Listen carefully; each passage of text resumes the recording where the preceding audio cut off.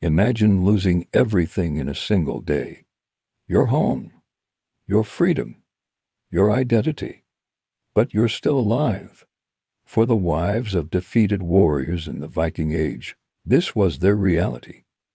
And what happened next was a fate many historians say was harder to endure than falling in battle.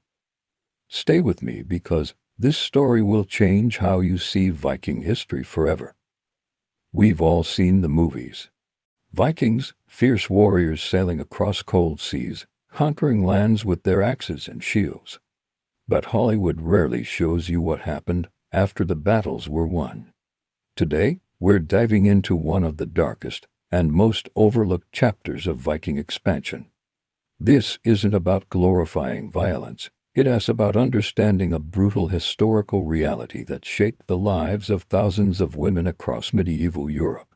Before we continue, I want to be clear. This video discusses difficult historical topics with respect and educational intent. Let's explore what really happened. From the late 8th century to the 11th century, Viking raiders swept across Europe. We're talking about modern-day Scandinavia expanding into England, Ireland, France, and beyond, when Viking longships appeared on the horizon. Coastal communities knew what was coming. But here's what most people don't understand: Vikings weren't just random raiders. They were strategic. They targeted monasteries, yes, but also villages, farms, and settlements. Why? Resources. Land. And people. When a Viking raiding party defeated local warriors, whether they were Saxon, Celtic, or Frankish defenders, the battle was only the beginning of the story. The men who fell in combat, their fate was sealed quickly. But their families? That's where things became complicated. See, in Viking culture, conquest wasn't just about territory. It was about completely reshaping the social structure of the conquered land. So, what actually happened to the wives and families of defeated warriors? Historical records from multiple sources, including Anglo-Saxon chronicles, Irish annals, and archaeological evidence, paint a consistent picture. First, loss of status. These women went from being respected members of their communities to having zero legal rights overnight. In medieval society, a woman's status was directly tied to her husband or male relatives. With those protectors gone, they became vulnerable in ways that are hard for us to imagine today. Second, forced displacement. Many were taken from their homes and transported to Viking settlements. We're not just talking about Scandinavia. Vikings established communities in Iceland, Greenland, parts of Britain, and Normandy. Genetic studies today actually confirm this widespread displacement. Modern populations in these areas show mixed Scandinavian and local ancestry. Third, servitude. This is the hardest part to discuss. Many of these women became thralls, the Viking word for enslaved people. They worked in households, on farms, and in workshops. They had no freedom to leave, no right to refuse work, and no legal protection.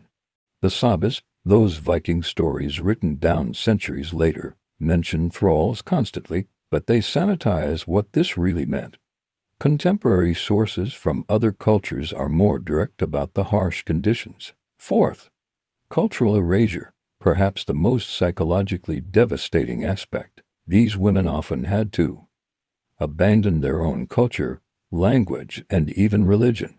They had to adapt to Norse customs, learn Old Norse, and participate in Viking society's rituals, all while remembering the lives they'd lost. Now, before anyone says, "But this was just how things were back then," yes and no. Yes, this era was brutal across the board. Medieval warfare everywhere was devastating for civilians. But historians note that Viking raids were particularly systematic in their approach to conquest and assimilation. What made the Viking approach distinct was the scale and the intentionality. They weren't just raiding, they were colonizing. They needed labor forces to build their new settlements. They needed people who knew the local land, farming techniques, and resources. Archaeological excavations at Viking Age sites have found evidence of this mixed population. Burial practices show both Norse and local traditions. Artifacts reveal cultural blending that could only happen through sustained contact, often forced contact. The genetic evidence is striking too.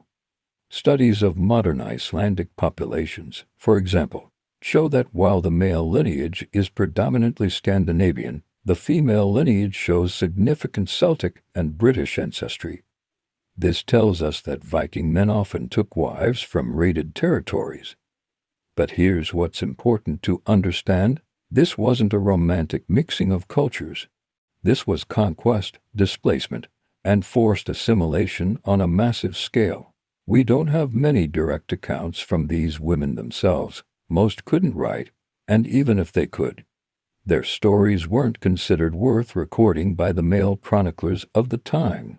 But we do have fragments. Irish annals mention great capture of people. The Anglo-Saxon Chronicle records women taken away. Even some of the Icelandic sagas, written generations later, casually mention women brought from the West, a euphemism for captured. One archaeological finding that haunts researchers at some Viking Age sites. They've found graves of women buried with both Norse and foreign objects, suggesting they never fully left their original identity behind, even in their final resting place. What we can piece together is a picture of resilience under unimaginable circumstances. Some of these women became influential in their new communities. Some of their descendants became notable figures in Viking society. But that survival came at an enormous personal cost. The trauma wasn't just physical, it was psychological, cultural, and generational. So, why does this matter today? Why am I telling you this story? Because history isn't just about great battles and famous kings. It's about the lives that were disrupted, the families that were torn apart, and the people whose names we'll never know but whose experiences shaped the world we live in. When we talk about Viking expansion, we need to talk about all of it, not just the adventurous exploration and impressive ships, but also the human cost of that expansion. These women's experiences remind us that conquest always has a deeply personal dimension. Behind every historical statistic about raids and territory gained, there were real people dealing with unimaginable loss and trying to survive. Understanding this doesn't mean we can't still be fascinated by Viking culture, their craftsmanship, their navigation skills, or their sagas. It just means we understand the full picture, the light and the dark. History is complicated. The Vikings weren't simple villains or heroes. They were people of their time, operating within their cultural framework. But the suffering of those they conquered was real, and it deserves to be remembered and understood. If this video gave you a new perspective on Viking history, consider subscribing. I cover forgotten stories and overlooked perspectives from the past, the kind of history that doesn't always make it into the textbooks, but helps us understand humanity better. Thanks for watching, and I'll see you in the next one.